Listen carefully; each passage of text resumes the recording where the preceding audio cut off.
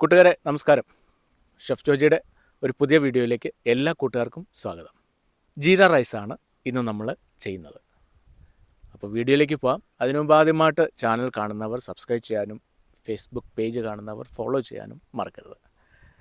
പഴയ ഒരുപാട് വീഡിയോകളുണ്ട്, അതൊക്കെ കാണുവാനായിട്ട് ശ്രമിക്കുക. അപ്പോൾ നമുക്ക് വീഡിയോയിലേക്ക് പോകാം.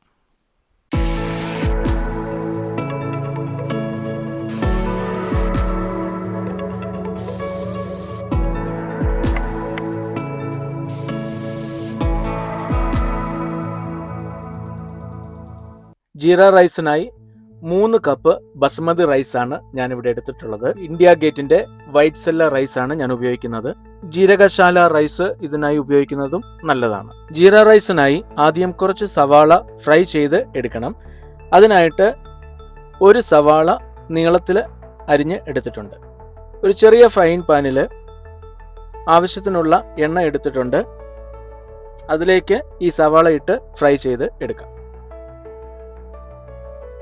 ഒരു ഗോൾഡൻ ബ്രൗൺ കളർ ആവുന്നത് വരെ നമുക്കിത് ഫ്രൈ ചെയ്യാം. ഇപ്പോൾ ഈ സവാള നന്നായി ഫ്രൈ ആയി കഴിഞ്ഞു. ഇനി ഒരു സ്റ്റെയിനറിലേക്ക് ഇത് നമുക്ക് മാറ്റാം.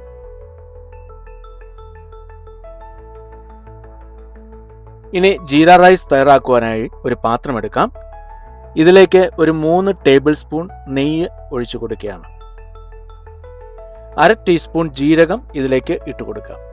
ഇനി ഒരു 2 പച്ചമുളക് കീറിയതും 1 ടീസ്പൂൺ ഇഞ്ചി വെളുത്തുള്ളി പേസ്റ്റും ഇതിലേക്ക് ചേർത്ത് നന്നായിട്ടൊന്ന് മിക്സ് ചെയ്ത് എടുക്കാം. ഇനി ഉണക്കമുന്തിരിയും കാഷ്യൂനട്ടും ഒരു 1/4 കപ്പ് കണക്കിന് മിക്സായി എടുത്ത് ഇതിൽ ചേർക്കാം. ഇത് നന്നായിട്ടൊന്ന് മിക്സ് ചെയ്ത് എടുക്കാം.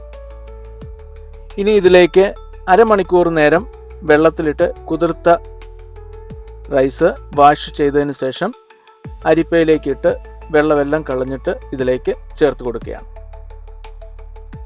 ഇത് നന്നായിട്ടൊന്ന് മിക്സ് ചെയ്ത് എടുക്കാം. ഒരു മീഡിയം ഫ്ലെയിമിലായിരിക്കണം ഇത് റോസ്റ്റ് ചെയ്യുന്നത്. ഒരുപാട് ഡ്രൈ ആയി പോകാതെ ആ ഗീ ഒക്കെ നന്നായിട്ട് റൈസിലേക്കൊന്ന് പിടിക്കുന്ന രീതിയിലേക്ക് മാത്രം ചൂട് കൊടുത്താൽ മതിയാകും. അതുപോലെ ഈ സമയം മറ്റൊരു പാത്രത്തിൽ വെള്ളം തിളപ്പിക്കാൻ വെച്ചിട്ടുണ്ടായിരുന്നു. ആ വെള്ളം ഇതിലേക്ക് ചേർത്ത് കൊടുക്കാം.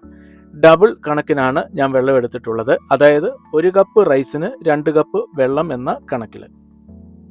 അതുപോലെ അരിഞ്ഞു വെച്ചിരിക്കുന്ന ഒരു 2 ടേബിൾ സ്പൂൺ കണക്കിന് മല്ലിയില ഇതിലേക്ക് ചേർത്ത് കൊടുക്കാം.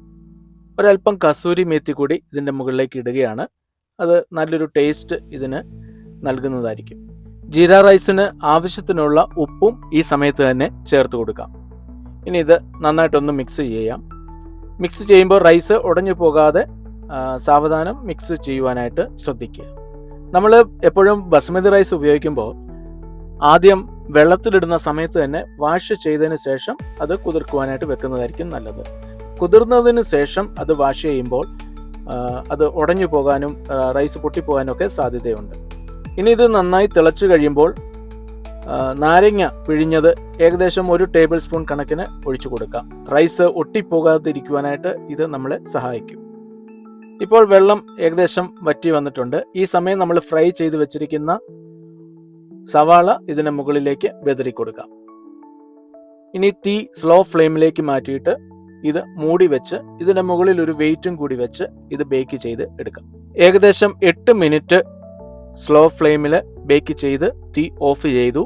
അത് കഴിഞ്ഞൊരു 15 മിനിറ്റിന് ശേഷം ഇത് ഓപ്പൺ ചെയ്യുകയാണ്.